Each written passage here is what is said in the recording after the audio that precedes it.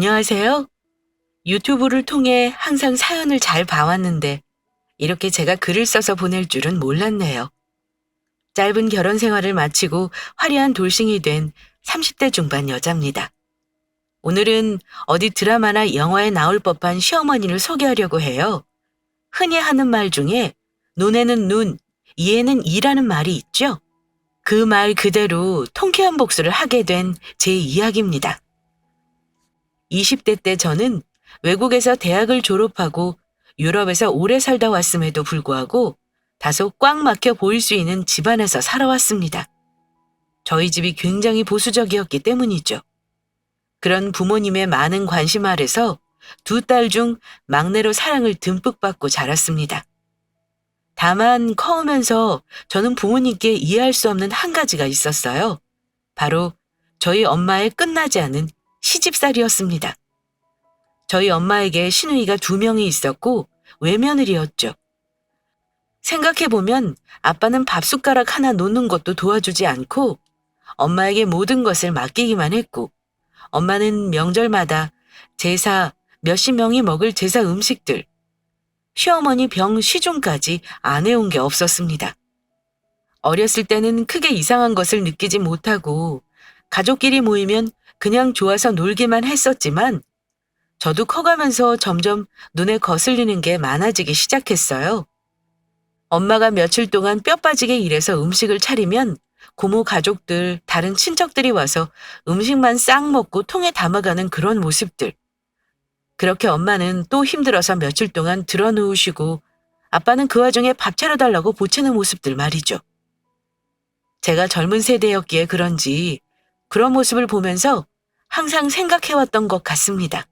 아, 나는 저렇게 하지 말아야지. 그렇게 저는 다른 친구들과 다른 독특한 이상형이 생기게 됩니다. 바로 제사 안 지내는 남자, 시집살이 시키지 않는 남자. 이것이 제 이상형이자 첫 조건이었어요. 그래서 저는 친구들이 소개해주거나 새로 호감이 가는 남자를 만나게 되면 제사 유무를 먼저 물어보곤 했습니다. 참 웃기죠? 하지만 저는 제사를 지낼 자신도 없었고 엄마처럼 잘 해낼 자신도 없었거든요. 어릴 때부터 봐온 아빠의 모습과 달리 전 제 편이 되어주어서 저를 보호해줄 남편감이 필요했습니다. 참 이런 것을 보면 가정 환경이 한 사람의 인생에 정말 큰 영향을 주는 것 같아요. 근데 이 모든 것이 물어본다고 해서 피할 수 있던 게 아니더라고요. 결론적으로는 시집살이라고는 펄쩍 뛰던 제가 못 피하고 그런 시집으로 시집을 갔으니까요. 남편과는 친구의 소개로 첫 만남을 가졌습니다. 저는 유학을 하고 돌아와 영어 강사로 일하고 있었고 남편은 그냥 일반 회사를 다니던 직장인이었어요. 사실 월급은 프리랜서인 저보다 많이 적었지만 나이도 30대가 되어서 남자는 다 비슷한 것을 알고 있었고 완벽한 사람이 없다는 것도 알고 있었기에 어느 정도 괜찮은 사람이라면 잘 맞춰서 살아가 보고 싶었죠. 주선자도 굉장히 성실한 사람이라고 했고 만나보니 미래에 대한 계획이 꽤 있는 것 같아 보였거든요. 제 첫 질문에 제사를 지내지 않는다고 손사래를 치던 그와 저는 연애를 시작했습니다.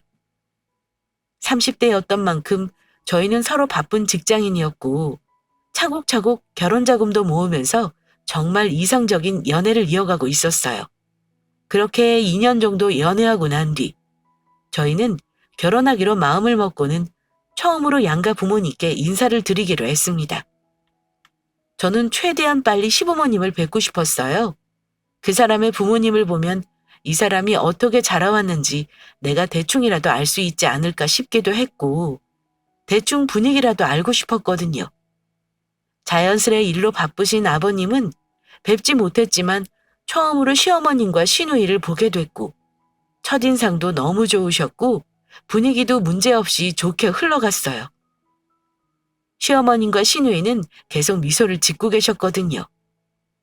어머님, 처음 뵙겠습니다. 말씀 많이 들었어요.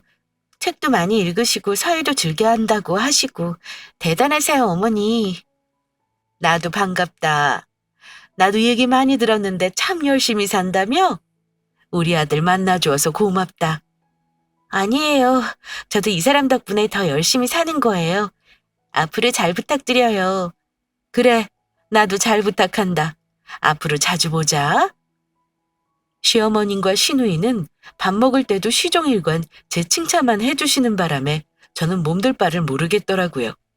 시어머님은 제가 하는 일에도 관심을 많이 가져주셨고 막내딸이라 저희 친정에서 시집 보내기 얼마나 싫으시겠냐며 농담도 하셨죠. 결혼하면 더 잘해주겠단 말도 잊지 않으셨어요. 이제 올케라고 하면 되려나? 우리 같이 쇼핑 가자. 나온 김에 내가 예쁜 거 하나 사줄게. 아니에요. 안 그러셔도 돼요. 처음 배웠는데. 내가 너무 좋아서 그래.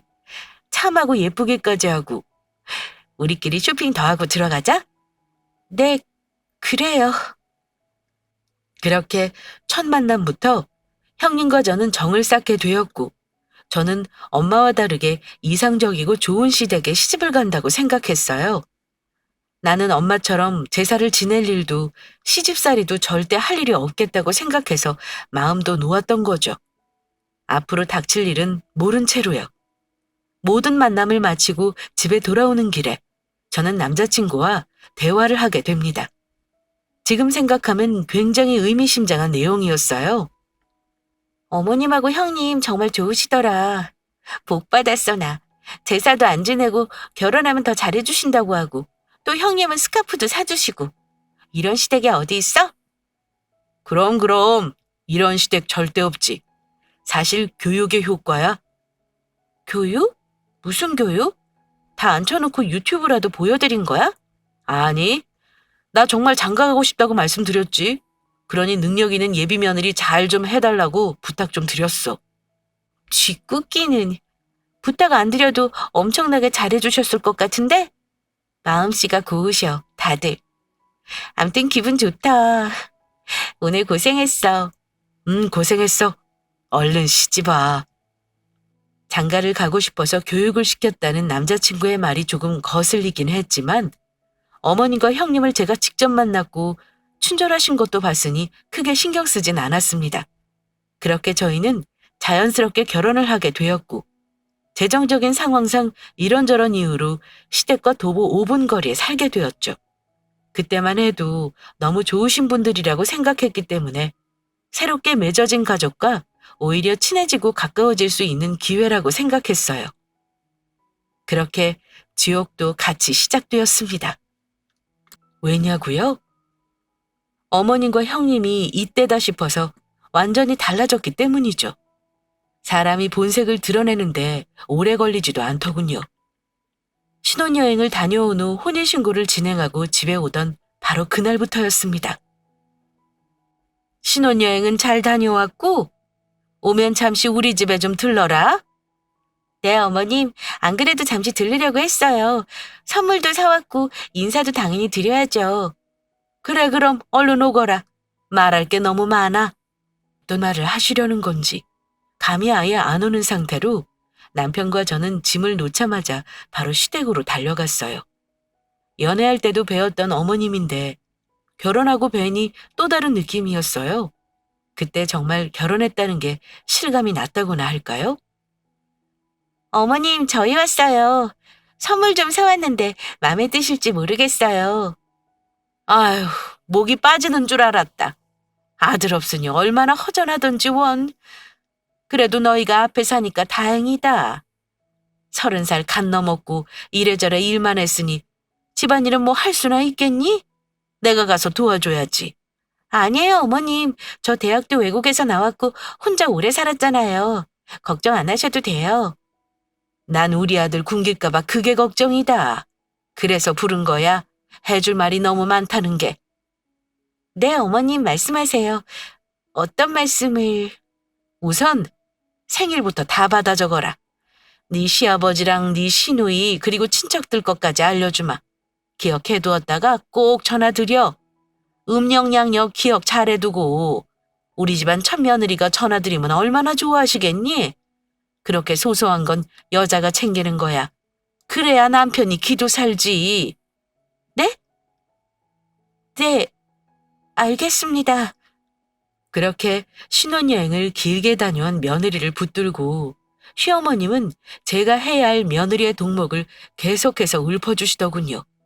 종이와 펜을 주고 꼭 적으라는 말도 함께요. 남편은 어디에 있었냐고요? 저와 어머님을 슬쩍 보더니 안방에 들어가서 코를 골고 자는 소리가 들리더라고요. 요즘 세상이 아무리 바뀌었다지만 저도 보수적인 가정에서 커온지라 어느 정도 받아들이고 잘 해보려고 했지만 어머님이 말씀하시는 건 조선시대 그 자체였어요. 혼인신고를 한 직후 이렇게 돌변한 어머님을 보니 당황스럽기도 했고요. 다만 결혼하자마자 이혼하고 싶지는 않았고 어머님이 처음으로 말씀하신 것이기에 문제를 일으키고 싶지도 않았고요. 그렇게 A4 종이에 친척 어른들 족보와 주소 번호까지 다 알고 나서야 저는 풀려날 수 있었습니다. 덕분에 혼인신고 한 날부터 남편과는 다툼이 생기게 되었죠. 혼인신고 한 날인데 이게 뭐야?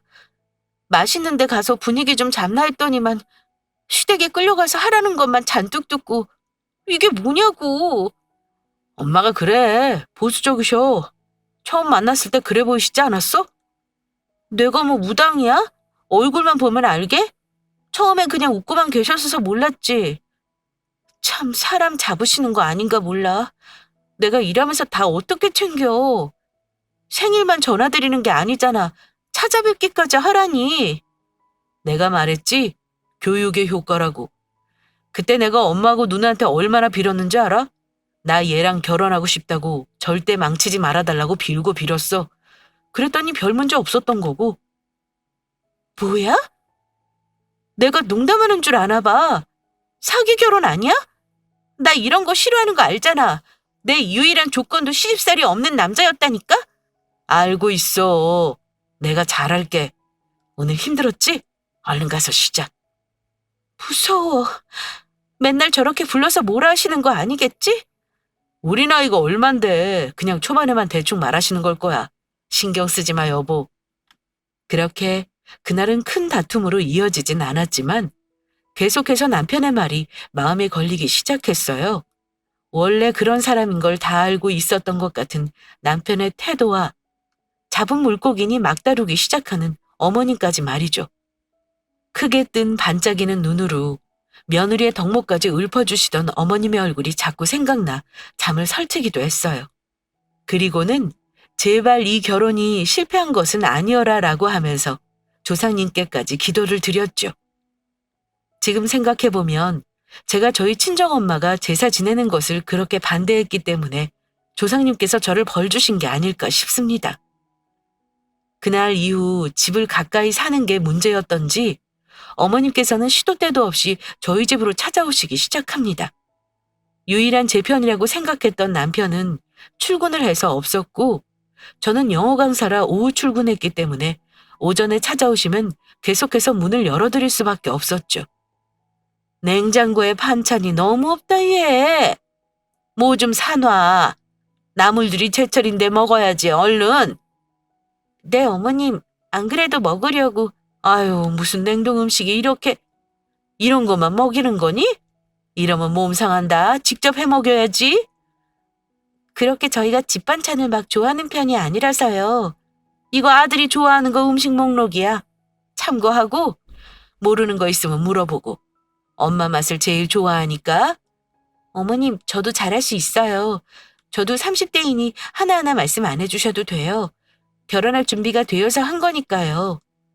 비밀번호 말해주렴. 너네 없을 때 좀이라도 치워두게. 요리해둘 수도 있고. 네? 그건 좀 남편하고 얘기가 필요할 것 같은데요. 저 혼자 사는 집이 아니잖아요. 또 결혼은 저희 둘이 한 거고. 피곤하실 텐데 들어가세요, 어머님. 냉장고에 반찬이 없다부터 시작하셔서 어머님은 비밀번호까지 달라고 말씀하시더라고요. 매일매일 찾아오시는 어머님이 지금도 너무 힘든데 비밀번호까지 알려드리는 건 도저히 감당이 안 되었죠. 제가 없는 동안 집에 와서 주변에 얼마나 우리 부부에 대해서 말씀을 하실까 생각하니 정말 끔찍했어요. 이후 어머님은 안부 전화 안 하느냐, 장 보러 마트 같이 가자, 저녁 뭐 먹었니, 애는 언제쯤 가질 예정이니 사주상 올해 안에 꼭 가져야 한다더라. 이런저런 이유로 계속 전화가 오기 시작했어요. 수업 중이라 전화를 받지 못하면 카톡으로 꼭 남겨두시곤 하셨죠. 해야 할 일에 번호까지 붙이셔서요. 이쯤 되니 핸드폰에 어머님 번호가 뜨면 노이로제가 걸릴 수준이었어요. 받지를 않으면 신우이에게까지 뭐라고 하는지 신우이도 종종 전화가 오곤 했죠. 올게 나야. 잘 지냈어? 네, 형님. 잘 지내셨어요? 먼저 전화드렸어야 하는데 죄송해요. 아니야, 괜찮아. 별다른 건 아니고 엄마가 전화 많이 하나 보더라고. 스트레스 받지? 괜찮아? 네, 뭐 괜찮아요. 어머님께서 저희 말씀하셨어요? 전화 안 받는다고. 전화 와서 나한테 뭐라 하지 뭐야? 집안에서 무슨 일 있을 수도 있으니까 웬만하면 잘 받아. 나쁜 말도 아니고 너네 생각해서 해주는 말인데 뭐. 괜찮지? 들어보니 동생 밥도 잘 안 챙긴다는데. 너 그거 서럽다. 남자들 결혼하면 다 배 나오잖아. 잘 먹어서. 네, 알겠습니다. 들어가세요, 형님. 이쯤 되면 저 사기 결혼 당한 거 아닌가요? 사람은 한 번 보고 속단하는 게 아니었나 봅니다. 처음에 밝게 미소 지어주던 어머님이 저렇게 사람을 들들 볶을 줄 누가 알았겠냐고요. 이 정도일 줄 알았으면 저는 남편과 아예 시작도 안 했을 수도 있습니다.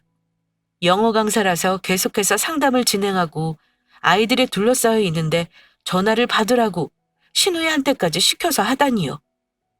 이렇게 살아야 한다면 저는 오래 결혼 생활을 유지하기 힘들 것 같다고 생각하기 시작했어요.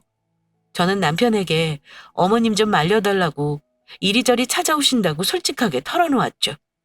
그 말을 들으면 남편은 어머니께 전화해서 찾아오지 마시라고 말은 하긴 했지만 어머님은 듣지도 않으셨고 또 남편이 출근을 해버리면 저는 무방비 상태가 되어버리는 것이었죠.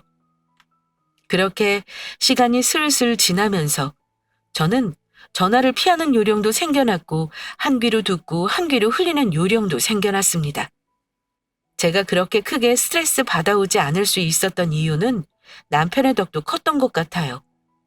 남편이 무조건 제 편을 들어줬거든요. 집에 오지 말라고 하면서 어머니께 정확하게 말씀드리기도 했고 정말 그 이후로 잘 찾아오진 않으셨거든요.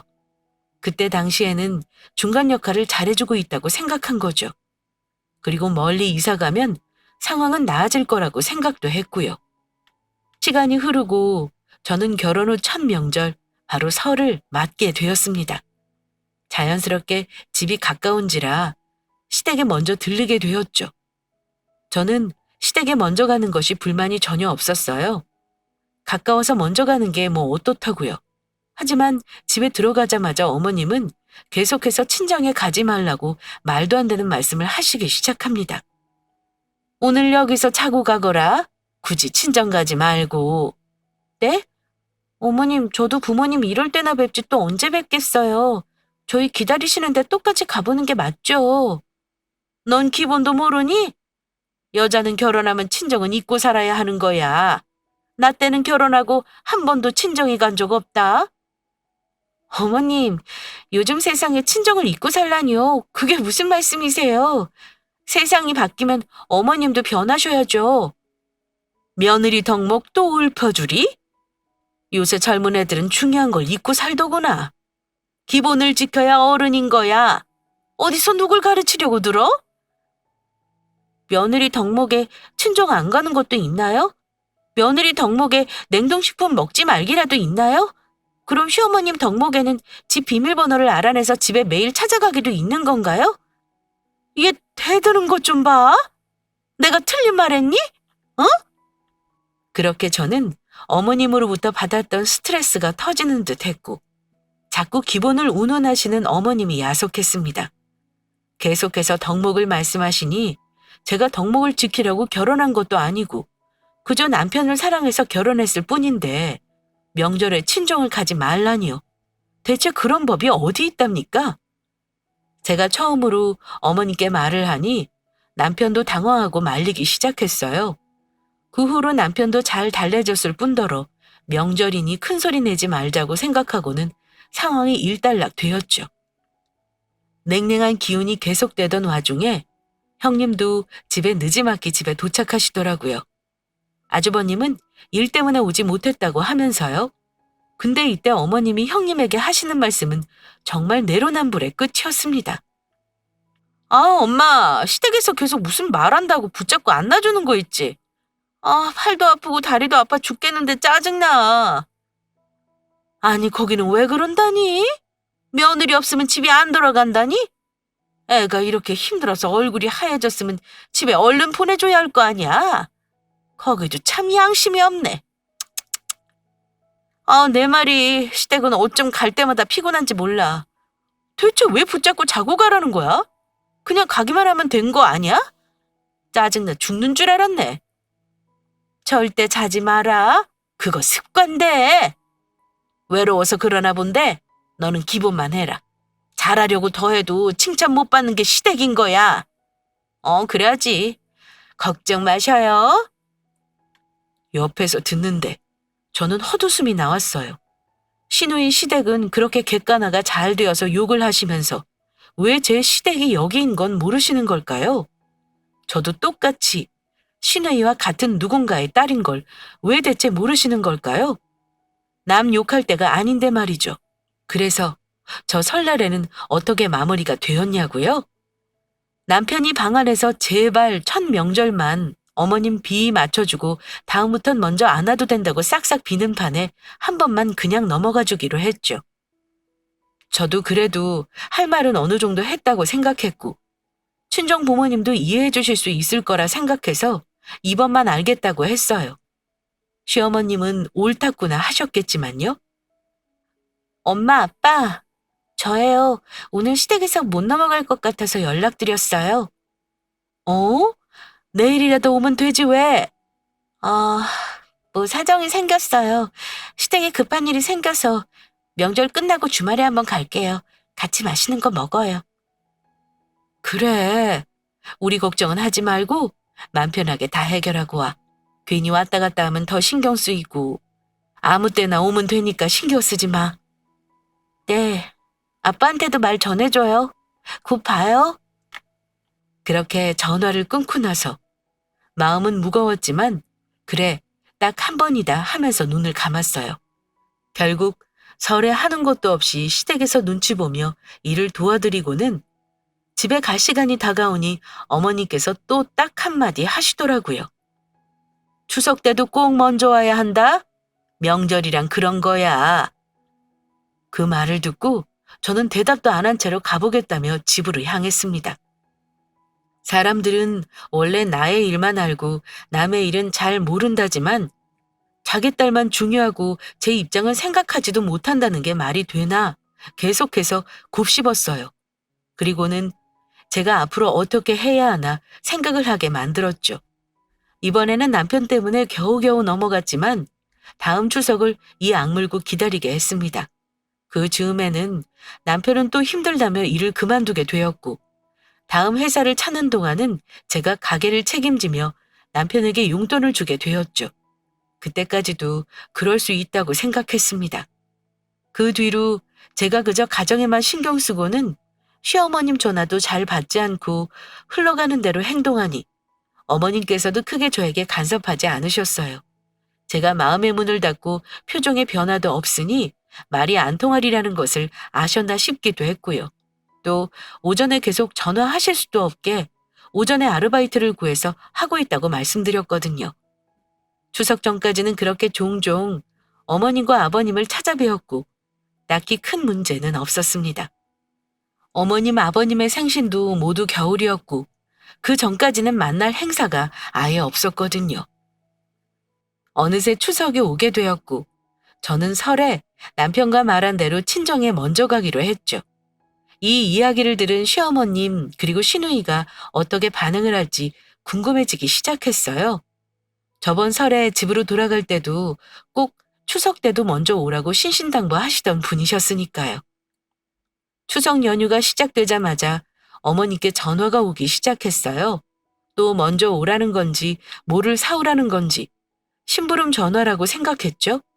저는 친정 갈 준비를 하느라 바삐 움직이고 있는 동에 남편이 방 안에서 대신 전화를 받았는데 심각하게 저에게 다가와서는 또 저를 화나게 하는 말을 하기 시작합니다. 큰일 났어, 여보. 왜? 왜 또 뭔데? 엄마가 아파 죽겠대. 지금 가봐야 할 것 같은데? 어떡해. 울먹이면서 전화 오셨어. 아니, 갑자기? 어제까지만 해도 나랑 통화했는데 괜찮으셨는데? 누나도 같이 아픈가 본데? 이거 식중독 같은 거 아니야? 아니, 그럼 병원에 가야지. 어디시래? 집이래. 당장 지금 오래. 먼저 우리 집에 들렀다가 그리고 장인어른 장모님께 가자. 병원만 모셔다 드리고 가자. 집 앞인데 나 혼자 가기 그렇잖아. 편찮으시다는데. 그래, 우선 병원에 모셔다 드려야지. 가라앉히는 주사 맞으면 괜찮을 거야. 그렇게 저와 남편은 많이 편찮으시다는 소식을 듣고 병원을 우선 데려다 드려야 한다는 생각에 시댁으로 먼저 달려가기 시작했어요. 우선 사람이 아픈 게 먼저 아닙니까? 친정 먼저 가고 안 가고가 그 순간에는 중요한 게 아니라고 생각했죠. 그렇게 시댁에 들어가 보니 시누이는 소파에, 어머님이 침대에 누워 계시더라고요. 드라마처럼 이마에 흰 수건을 올린 채로요. 여쭈어보니 많이 편찮으시다고 아픈 소리를 계속 내시더라고요. 그래서 저는 병원으로 가자고 말씀드렸지만 복잡하고 돈이 많이 든다고 하시면서 극구 안 간다고 계속 하시는 겁니다.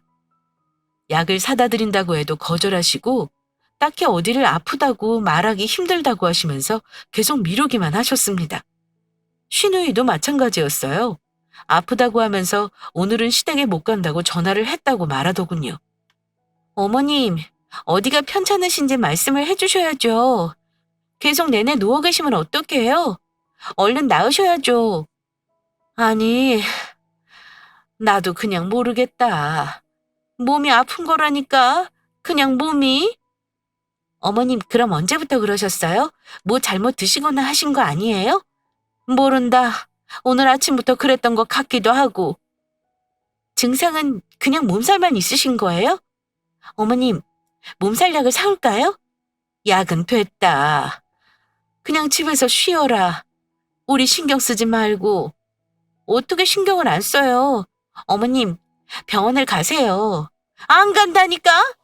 가면 이것저것 하라는 것만 많고 복잡하다. 그냥 문 닫고 자게 놔둬. 그럼 될 것 같다.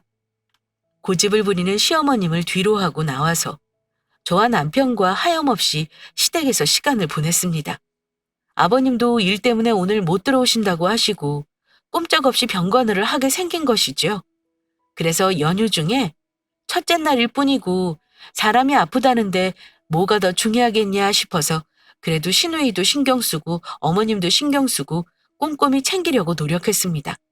갑자기 시누이가 허리 아프다면서 어머님이 누워 계신 안방으로 들어가더니 잠시 뒤 두 분이서 웃겨 죽겠다는 웃음소리가 들리는 겁니다. 그 순간 저는 딱 알았던 것 같아요.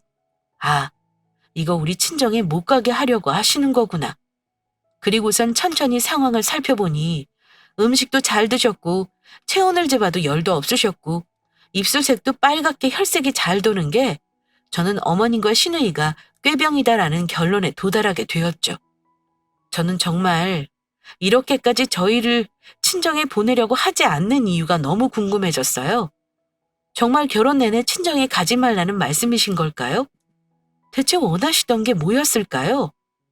잠시 나갔다 온다고 하고 20분 정도 있다가 어머님이 누워 계신 방 안으로 갑자기 문을 열고 들어가 보니 어머님과 시누이 뭐하고 계셨는지 아세요?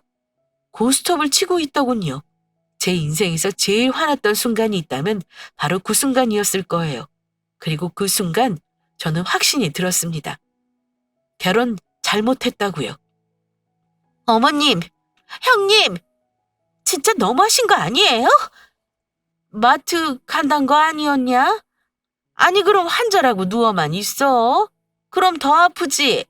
잠깐이라도 이렇게 운동을 해야 좀 낫다. 별것도 아닌 거 가지고는 오바는. 아프다고 당장 죽을 것 같다고 집으로 오라고 하시고는 심부름만 시키시고 병원도 안 가시고 약도 안 드시잖아요. 지금 진짜 편찮으신 거 아니죠? 꾀병이시잖아요. 친정 못 가게 하려고 거짓말 하시는 거잖아요, 어머님. 어머, 어떻게 말을 그렇게 해? 사람 잡을 애네, 이거? 그리고 뭔 친정이야? 어차피 결혼하면 아예 시댁 사람인데. 그리고 나랑 네 시누이랑 아파서 누워있는 거 못 봤어? 그럼 병원 가세요. 지금 가세요. 병명 나오면 제가 사과드릴게요. MRI, CT, 피검사 다 하세요. 돈 제가 다 낼게요.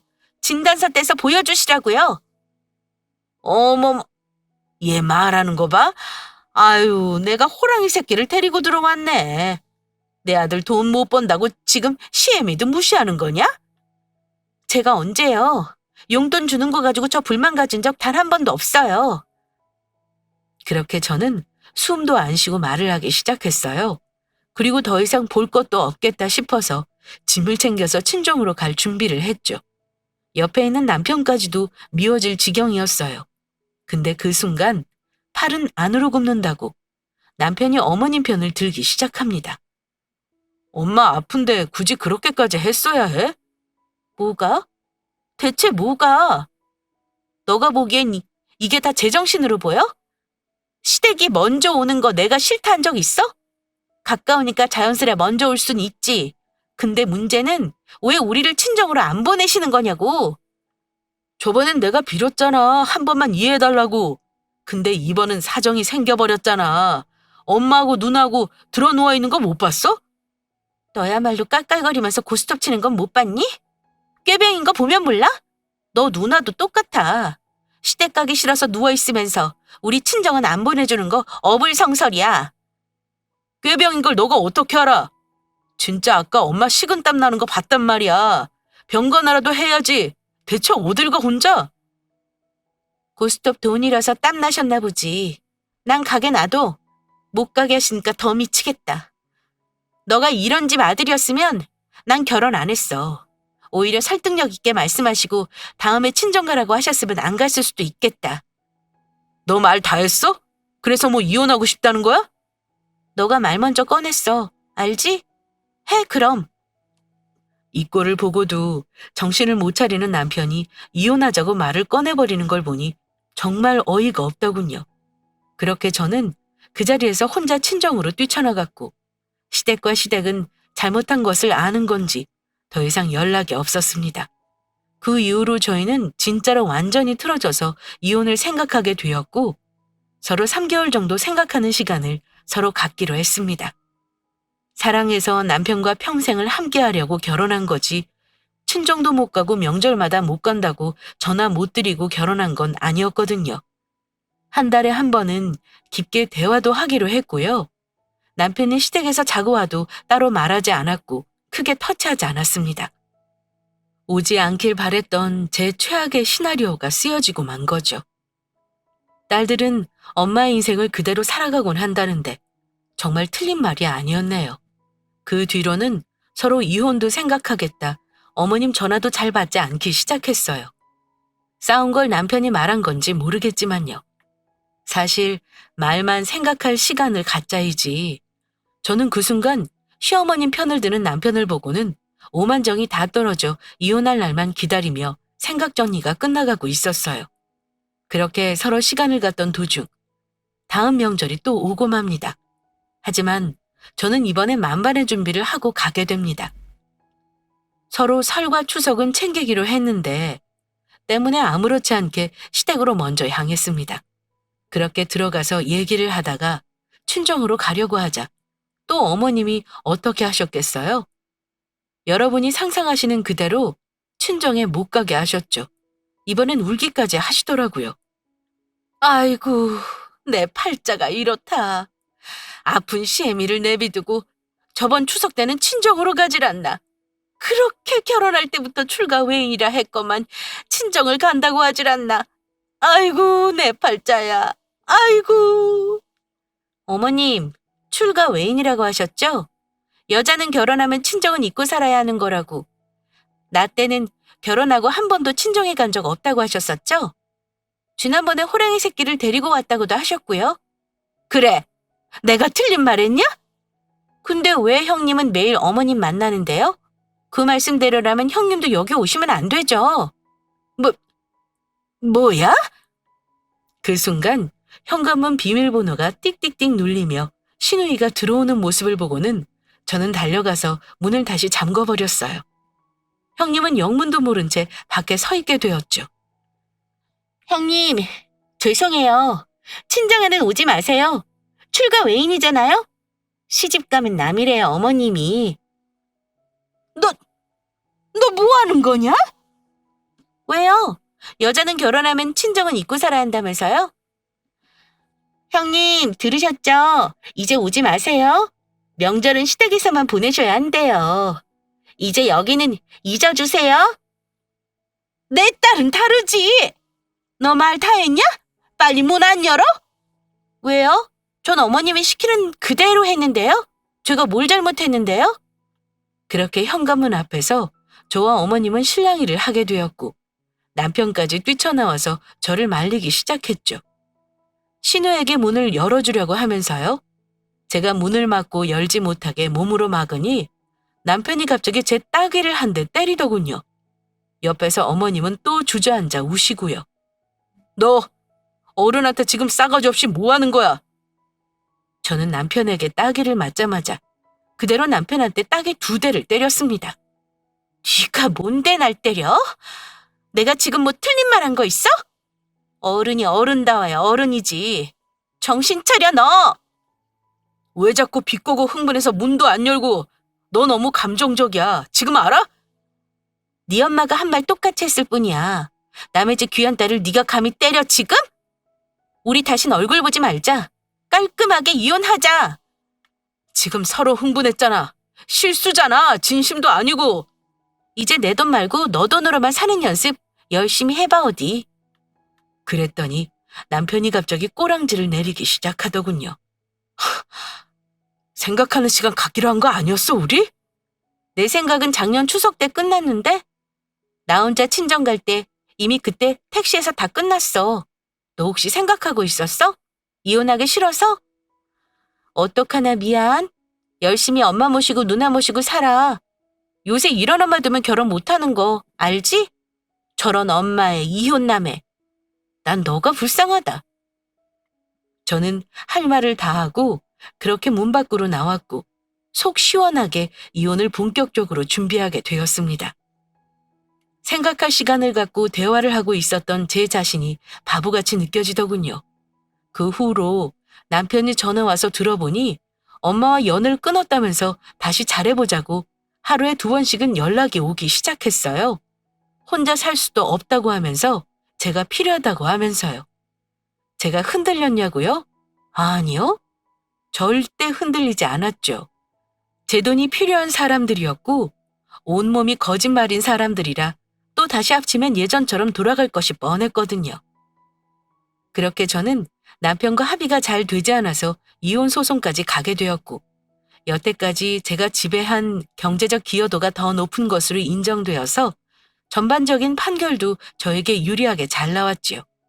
너무 행복했어요. 이제 그 집 사람들과 연을 끊을 수 있다는 생각에 웃음이 절로 나왔죠. 그 뒤로는 어머님도 남편도 여유가 없는지 계속해서 돈을 빌려달라고 전화가 왔지만 지금은 차단하고 번호도 바꾸고 없었던 일처럼 아주 행복하게 잘 지내고 있습니다. 전 제가 큰일을 이겨낸 화려한 싱글이라고 스스로 생각하면서 하루하루 감사하게 생활하고 있습니다. 물론 결혼을 하게 되면 남편의 부모님도 제 부모와 다를 바 없다고 생각하지만 저도 희생하시며 열심히 저를 키워주신 부모님이 계시니 똑같이 챙겨드리고 싶었던 마음이었습니다. 친정에 못 가게 안 하셨어도 저는 시댁에 제 부모님처럼 최선을 다해서 하려고 했었을 거예요. 지금 생각해보면 그런 일이 생겨서 스트레스도 많이 받았고 이혼을 받아들이긴 힘들었지만 그로 인해 제가 앞으로 있을 수많은 구렁텅이에서 벗어날 수 있었다고 생각합니다. 운명은 제 스스로 만들어 나가는 것 같아요. 여러분도 힘든 일, 어려운 일 모두 이겨내시고 행복만 가득하시길 진심으로 바랍니다. 구독자분들, 오늘 제 얘기 들어주셔서 감사합니다.